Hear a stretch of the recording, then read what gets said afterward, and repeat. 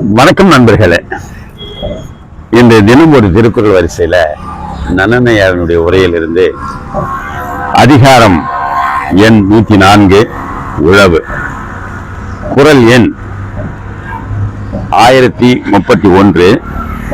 சுழன்றும் ஏர் பின்னது உலகம், அதனால் உழந்தும் உழவே தலை.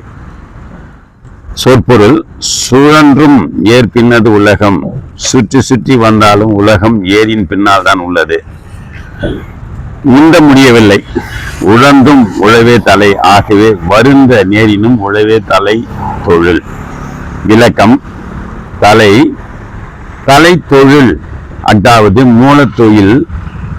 அகர முதல என்பது போல உழவு முதல உழைப்பெல்லாம் எனலாம் போலும்.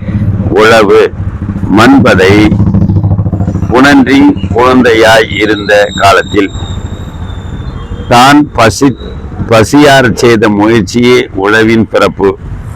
பிற யாவும் அதனோடு தொடர்புடையவையாகும்.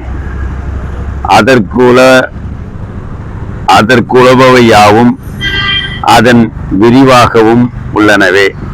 ஏர் உழுபடை, கலப்பை, உழவு, உழுதல், உழைத்தல், உழுதல் என்பன உரமுடைய